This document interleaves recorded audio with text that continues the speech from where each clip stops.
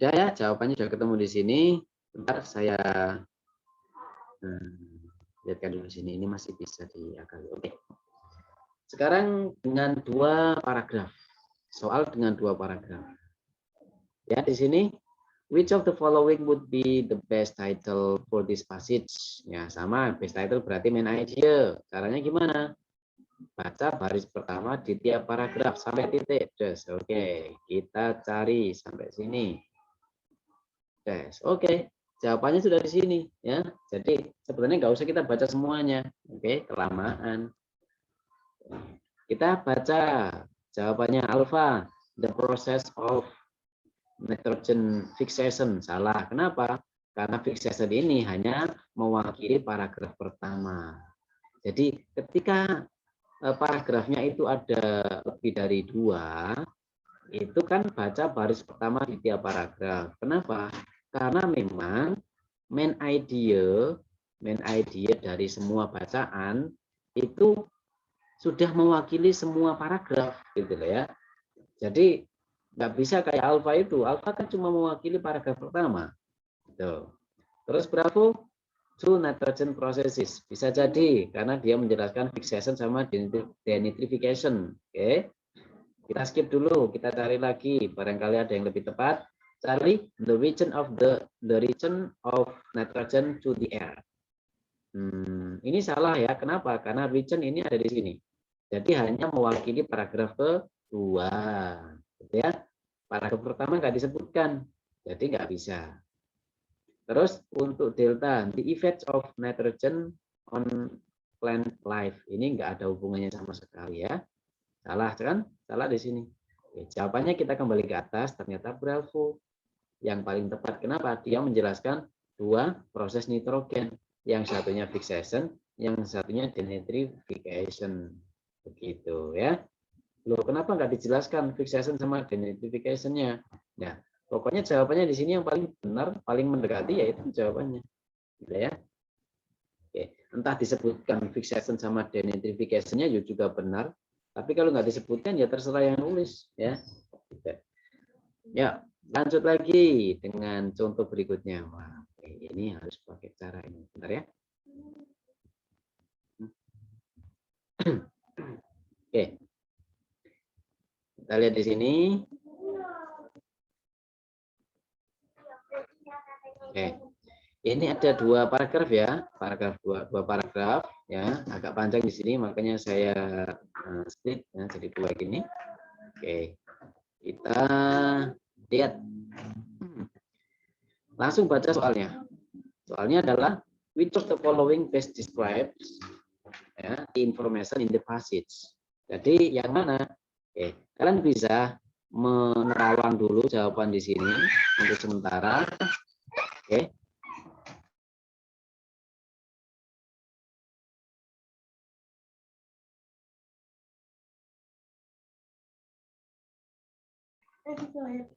Ya. Nah, kita cari baca baris pertama di tiap paragraf sampai sini. Terus yang paragraf kedua sampai sini. Terus oke, ketemu ya di sini nih. Nah, yang pertama, several artists are presented. Salah ya, karena dia nggak menjelaskan beberapa artis loh. Dia hanya menjelaskan tentang James Whistler, ya kan? Nah, ini juga sama menjelaskan James Whistler kan ini. Jadi alfa salah, nggak sesuai dengan topiknya. Terus bravo, various paintings are contrasted. Ya, various paintings are contrasted. Ini juga salah. Kenapa? Karena dia hanya mewakili paragraf kedua. Paragraf kedua. Ini tentang paintingnya di sini. Di atasnya nggak begitu menceritakan painting, lihat, nggak kan? Gitu. Oke. Ya. Nah. Terus yang Charlie, one artist life and works are described. Nah, sepertinya dia jawabannya ya. Ini. Oke.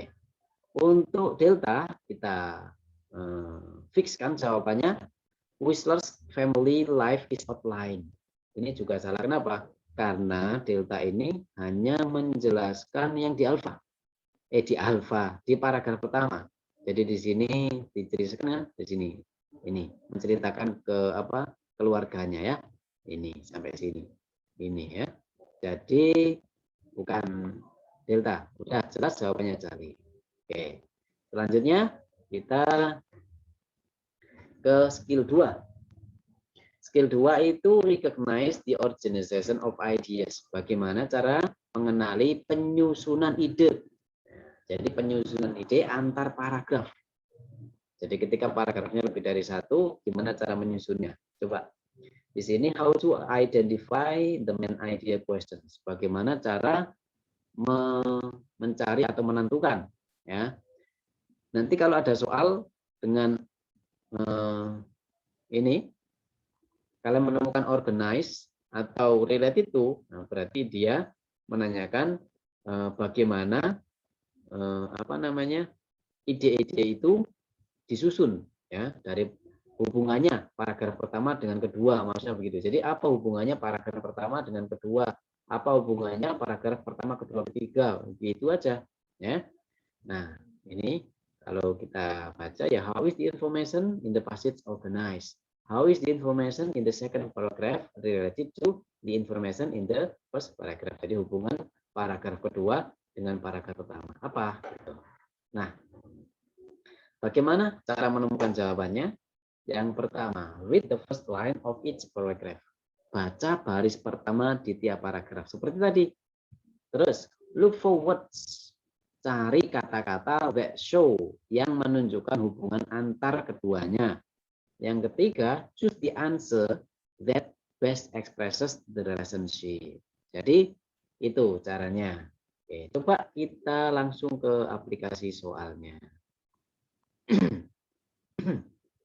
Ini ya, ada 3 paragraf. Oke, ada 3 paragraf. Pertanyaannya di sini. Ini ada pertanyaannya ya. How is the information in the passage organized? Bagaimana? Nah, coba. Jadi seperti tadi ya, sampai sini.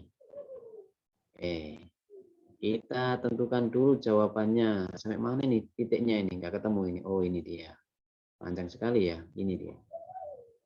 Terus yang ini sampai baseball. Oke. Nah, ini.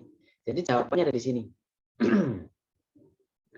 Kita baca jawabannya.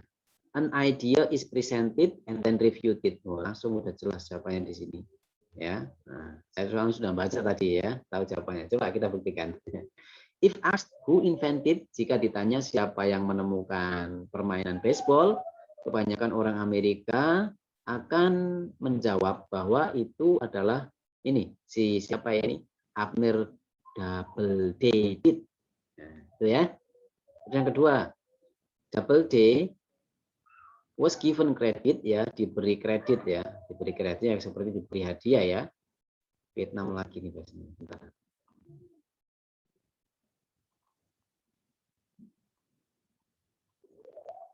Oke. Kredit itu sama seperti hadiah ya modelnya. Price-nya ini ya. Oke. Oke, diberi hadiah for his invention ya, untuk penemuannya lebih awal di awal abad 20 ya, ketika ini sporting goods manufacturer ya, sporting inaugurated ini. Terus ya kalau kita artikan satu-satu kelamaan langsung.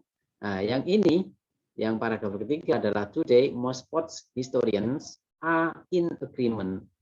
In agreement ini sama seperti setuju gitu ya, bahwa Doubleday really did not have much to do with the development of baseball. Ternyata Doubleday itu bukan aktor utama dalam penemuan itu ya, penemuan baseball, permainan baseball itu. Jadi paragraf pertama dan kedua itu menceritakan Doubleday yang menemukan itu, tetapi paragraf ketiga itu menyangkal atau membantah kedua dan ketiga. Berarti maksudnya adalah sebuah ide atau gagasan atau topik disuguhkan yang kemudian paragraf ketiga itu disangkal, refuted.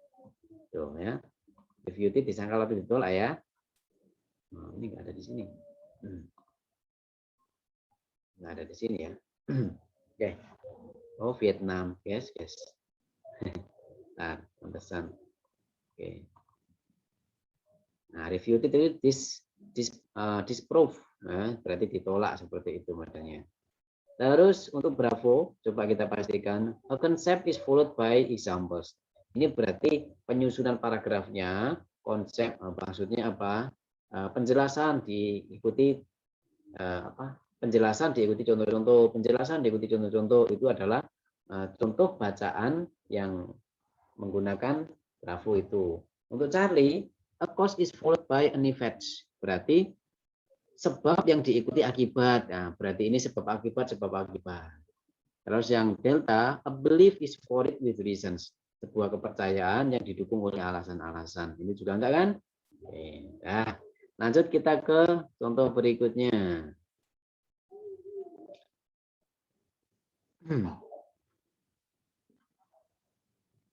Nah, ini contoh berikutnya adalah ada 2 paragraf yang agak banyak ya. Oke, coba kita baca soalnya dulu. Ini. What is the overall organization of information in the passage? Gimana cara penyusunan paragrafnya? Kita baca baris pertama di tiap paragraf sampai ini ya. Terus ini juga sampai ini ya. Udah, jawabannya udah terkurung di blok kuning itu. Oke. Kita cari jawabannya. Yang pertama alfa, an extended definition of triskaidekaphobia. Bukan. Kenapa? Karena triskaidekaphobia ini hanya ada di paragraf pertama dan itu pun bukan penjelasan ya. Oke, salah ya. Alfa hanya mewakili paragraf pertama. Bravo. A chronological history of changing feelings about the number 13 is outlined. Oke, ini kronologi. Kronologi itu berarti dari awal sampai akhir kronologi. Sepertinya the number 13 kita baca. The number 13 has long been regarded as an omen of misfortune. And examples of the negative superstition attached to this number abound.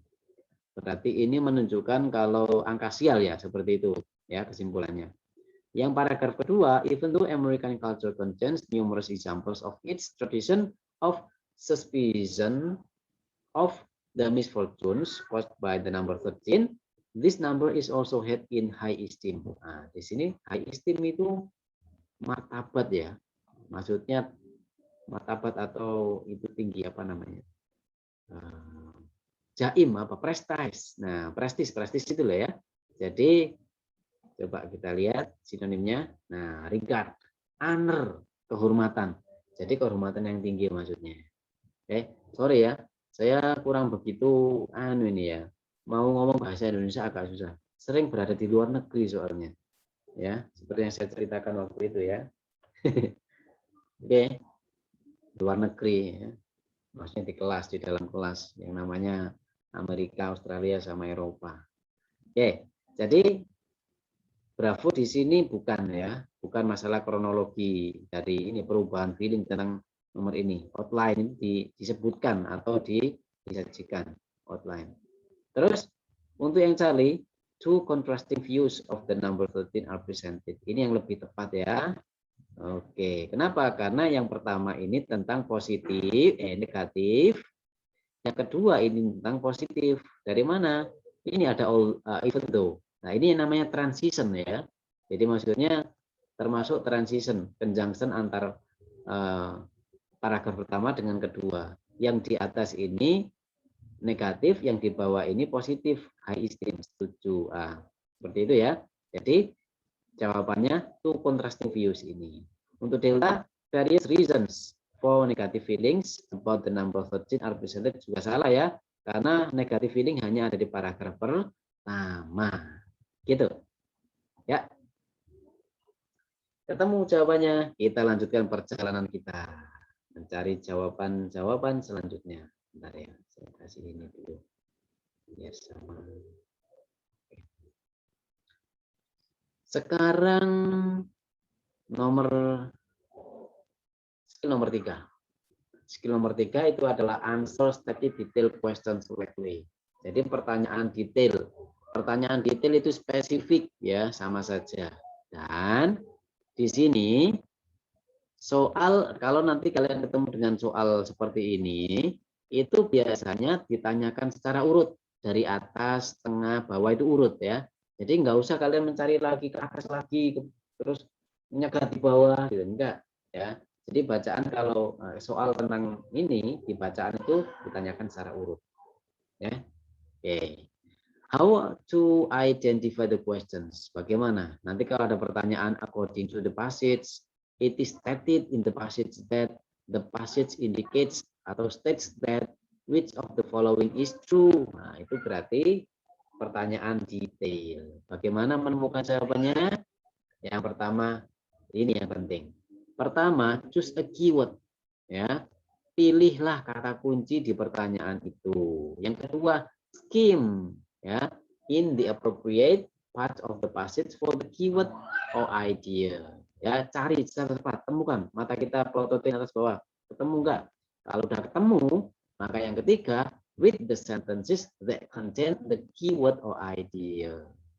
Jadi, baca kalimat yang isinya ada keyword tersebut. Oke, kita contohkan sekarang. Contoh nomor, nggak ada nomornya ya. Ini, the passage indicates that Jamestown. Nah, ini pertanyaan ya. Nah, kita lihat di sini.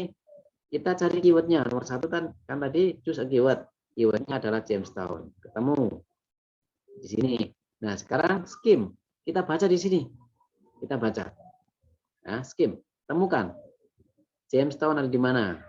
Ada di ini Jamestown. Ketemu kan di sini? Nah, kalau udah ketemu, maka baca kalimat yang ada Jamestown-nya sampai titik. Stress. Kita blok. Udah jawabannya pasti di sini. Nggak ada yang lain lagi, ya. Mudah bukan? Tinggal kita membaca. Yang pertama, Alpha was settled in 1633. Kita cari keywordnya. 1633 di mana? Ini. Kita baca, cocok nggak? Settle itu sama seperti, nah ya nanti kalian tahu juga model sinonimnya ya. Oke. Settle itu sama dengan didirikan. Ya, bisa ya, artinya didirikan. Nah, jadi didirikan pada tahun 1633. Kira-kira Jamestown didirikan 1633 enggak? Sesuai dengan ini kan? Apa ini kira-kira 1633? Kita baca, Williamsburg is a historic city in Virginia that was settled, yang didirikan by English colonies. In, berarti salah ya, karena yang tahun 1633 itu adalah Williamsburg, bukan Jamestown. Alpha singkirkan. Bravo was settled 26 years after Williamsburg. Kita bacanya ini ya boh ya, bukan book. Williamsburg bacanya kita. Ya, Jamestown sebenarnya kita bacanya juga bisa Hampshire ya. James kan bisa cara bacanya pakai H ya. Tapi ya kita baca ini aja lah biar jelas ya, Jamestown. Oke. Jadi kita lihat di bacaan 26 years. Ini ada 26 years ya. Kita lihat lagi. Kira-kira didirikan 26 tahun setelah Williamsburg, Jamestown. 26 years after the first permanent English colony in America was settled at Jamestown.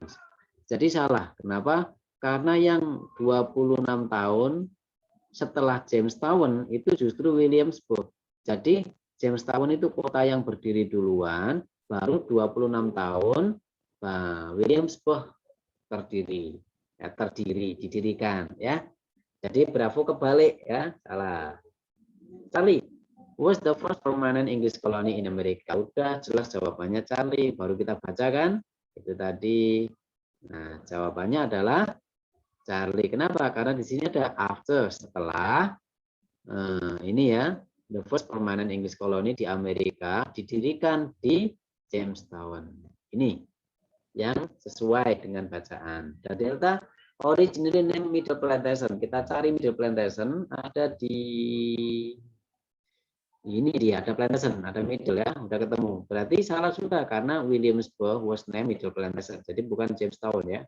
Oke, itu dia. Ini namanya pertanyaan yang menanyakan static detail question. Kita cari lagi. Nah, sekarang coba lihat. Wah, soalnya panjang sekali ya. Saya kecilkan dikit ya. Kalian nanti zoom sendiri. Biar nanti bisa mudah untuk ya. Oke. Ya, masih belum. Saya geser sedikit lagi. Nah, ini.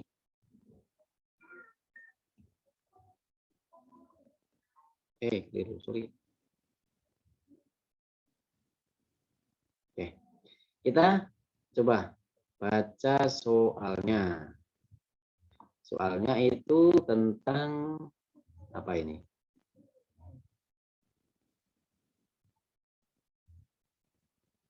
Nih, the passage states that Doc Bradham. Nah, kita temukan Doc Bradham di sini. Udah ketemukan Doc Bradham? Kalau udah ketemu, cari di bacaan. Jangan baca di bawah dulu. Doc Bradham di sini ya. Baca dari awal dong, ya. Dari awal sini ada Doc Bradham, Caleb Bradham, Code Doc Bradham. Ini satu, ketemu. Lanjut lagi, barangkali ini ada juga Doc Bradham ya. Oke, 2. Terus sudah. Jadi kita blok jawaban yang ada Doc Bradhamnya sampai sini. Ya. Oke, sampai sini nih. Yes, udah. Kita sekarang cari jawaban apa? Cari jawaban. Yang alpha was a member of Caleb Bradham's family. Seorang anggota ini. Kita baca kira-kira di sini cocok nggak? Caleb Bradham called Doc Bradham by friends and acquaintances. Acquaintance ini teman ya, seperti ini ya, seperti teman-teman ya, sama. Tapi dia teman kenalan gitu loh ya. Kenalan. Acquaintances itu kenalan. Coba. Kenalan, asosiasi, koneksi, link, friends ya. Oke. Was the owner. Nah, ini pemilik farmasi at the end of the 19th century. Jadi coba ini owner sebenarnya. Coba di sini. Kalau alpha member ya, bukan member. Di sini nggak ada kata member loh ya. Kita baca nggak ada member kan? Nggak ada. Coba Bravo. Both his pharmacy from his friends and acquaintances. Bukan juga. Kenapa? Karena ini adalah dipanggil oleh temannya dan ini. Bukan membeli kan? Bukan. Charlie had a water fountain in his pharmacy. Nah, di sini punya water fountain. Water fountain. Kita cari yang fountain. Ini kan ada fountain. Kita cari fountain di sini. Barangkali ada fountain biasanya. Ini fountain. Nah, salah ya. Kenapa? Karena bukan water fountain, tapi soda fountain. Ini kan water, ini soda. Beda kan? Salah. Delta, satu-satunya jawaban yang tersisa. Enjoyed making up new drink combinations. He took great pleasure in creating. Nah, ini jawabannya. Dia mengambil, kalau diartikan satu-satu ya, dia mengambil kesenangan yang luar biasa dalam menciptakan mixture, campuran yang tidak biasanya, yang baru dari minuman. Jadi ini sinonim yang kita pakai. Drink combinations itu sama dengan ini, mixtures of drinks, ya kan? Jadi combination itu kan punya sinonim mixture kan? Itu coba kita ini combination, mixture itu sama dengan apa? Sama dengan combination, benar kan? Gitu ya. Ini cara nge-cheat kalian ya nanti kalau mau. Tapi itu ya, ya salahnya di mana ya kalau nge-cheat kayak gini? Justru menambah vocab ya. Oke, atau pakai Google Lens ya. Ya lanjut. Udah ketemu kan jawabannya di sini. Jadi enjoyed ini sama dengan great pleasure. Benar gak? Terus ada making itu sinonim dengan creating. New drink combination sama dengan new and unusual mixtures of drinks. Sama. Jadi jawabannya fix. Ketemu delta. Oke. Nomor 2. Ada lagi pertanyaan nomor 2. Coba ini apa ini? What is stated in the passage about Coca-Cola? Kita cari keywordnya Coca-Cola. Ini ada Coca-Cola di sini. 1. Lanjut Coca-Cola di sini. Coba kita cari di sini dulu. Ketemu nggak kira-kira? Kita baca jawabannya. It was invented by Dr. Adam. Ditemukan oleh Dr. Adam. Salah ya. Kenapa? Karena di sini kita baca. Dr. Adam wanted to create a cola drink to rival. Untuk menyaingi Coca-Cola. Berarti kan duluan Coca-Cola daripada kolanya miliknya Dr. Adam. Berarti bukan alpha. Bravo. It was created in 1895. Diciptakan pada tahun 1895. Salah ya. Karena lebih dulu Coca-Cola ya. 1895 itu justru ini Dr. Adam membuat saingan. Sorry. Ini kan diciptakan ya, salah kan? Berarti kan 95 ini bukan diciptakannya si Coca-Cola gitu ya. Nah, coba kita cari. It had become a successful product by the end of 19th century. Successful. Kita coba cari successful. Ini ada sukses ya. Oke, kita baca ini sampai mana ini? Sampai ada titik sampai sini. Jadi by 1895 Coca-Cola was a commercial success. Nah, throughout the United States and numerous innovators were trying to come up with their own products to cash in on the success that Coca-Cola was beginning to experience. Jadi jawabannya Charlie. Kenapa? Sinonim ya. Jadi yang kita cari itu ya sinonim, bukan terus ada sih yang hampir sama, tapi ya jarang banget yang menggunakan kesamaan. Jadi kita pakai tetap sinonim. Kalau sama persis dengan jawaban di reading, di bacaannya itu kan soal seperti soal SMP, ya, soal SMP, soal SD itu ya sama persis. Nah kalau soal TOEFL ya enggak deh. Ya. Yang kita pakai adalah vocabulary, ya, banyak-banyak vocabnya supaya tahu. Jadi jawabannya Charlie. Ya. Terus untuk delta pastikan it was originally called bread string. Salah ya. Bread string ini adalah ciptaannya si Dr. Adam. Lanjut. Oh, masih ada. Nah, nomor 3. What did people who tried Dr. Adam's drink claim about the products? Jadi apa yang orang-orang yang minum minumannya Dr. Adam klaim tentang produknya. Jadi orang-orang yang sudah mencicipi atau meminum minumannya Dr. Adam itu beranggapan seperti apa anggapannya. Nah, kita cari klaim ya, kita cari klaim, kita cari drink ya, kita cari produk, kita cari sini. Jawabannya biasanya urut loh ya. Jawabannya biasanya urut. Oke. Di sini ini bukan ya, enggak ada. Ini tentang komposisi. Terus ini kita cari klaim. Bentar. Ini ada klaim. Nah, ketemu. Oke, ketemu di sini klaim. Nah, kita baca. Kalau udah ketemu di sini kita coba baca gini. Sampai titik. Coba gini. Nah, ini. Coba.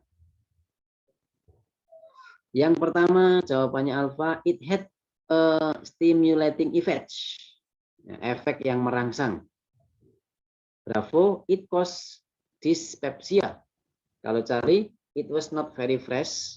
Kalau delta, it caused upset stomach. Nah, kita cari. Di sini ada sampai sini loh ya pembacaannya. Kita urutkan aja. Coba. Those who tasted the drink claim ya, not only it had a refreshing and invigorating quality. Nah, ini jawabannya alfa. Kalau kalian paham tentang ini, apa namanya? Paham tentang refreshing, coba refreshing. Kita ini kan sinonimnya. Jadi ini kita pakai sinonim. Irung bisa seangel Bu. Ya. Jadi ini refreshing, sinonimnya stimulating. Nah, jadi stimulasi merangsang, maksudnya bukan merangsang yang itu enggak. Nah, maksudnya adalah merangsang itu adalah sesuatu yang bagus, sesuatu yang refreshing ya, begitu. Nah, ya enggak susah juga ya, gampang kok. Ya, nah, susah itu cuma di awalan doang ya. Invigorating apa? Coba kita cari invigorating. Apa ini? Stimulating, sama ya, maksudnya. Jadi jawabannya alfa. Kalau bravo, kita cocokkan ke atas ya. Ini menyebabkan dispepsia. Kita cari dispepsia. Kita cari ini ya, dispepsia. Dispepsia kita baca, but also it had a medicinal value by providing relief from dyspepsia. Providing relief itu berarti apa namanya? Relief itu kan berarti apa namanya? Merilis. Nah, maksudnya itu meringankan gejala dispepsia. Jadi justru menjadi obat untuk meringankan gejala dispepsia, bukan menyebabkan dispepsia. Itu yang kita perlu baca ya. Yang mengerjakan soal kita pandangin aja yang nggak ketemu. Kalau nggak tahu trik caranya ya. Terus Charlie, it was not very fresh. Was not very fresh. Salah ya? Salah karena itu tadi fresh ya. Bacaannya adalah fresh. Terus delta menyebabkan upset stomach itu sakit perut. Kita cari stomach. Nah, ini ketemu ya. Nah, kita baca or upset stomach. Ini kan lanjutannya dari dispepsia. Jadi meringankan gejala atau sakit perut sama dispepsia. Jadi jawabannya delta salah. Gitu. Ya. Jadi masih banyak sebenarnya ya. Masih banyak di sini. Oke, malam ini sampai sini dulu. Oke, ada yang perlu ditanyakan, silakan tanyakan. Apa? Monggo. Yang mau tanya-tanya bisa diketik, bisa diomongin. Apa saja, saya tunggu sambil ngomong-ngomong. Ini nggak ada? Atau nanti kalau mau tanya bisa silakan bertanya di grup ya. Atau pengen belajar, kalau pengen belajar secara secara full ya tentang trik dan tipsnya untuk mencapai skor bagus yang diinginkan, ya langsung hubungi admin saja. Kayaknya nggak begitu banyak kok ya tentang fee-nya ya, murah banget kayaknya. Nggak tahu juga sih adminnya seperti apa ya.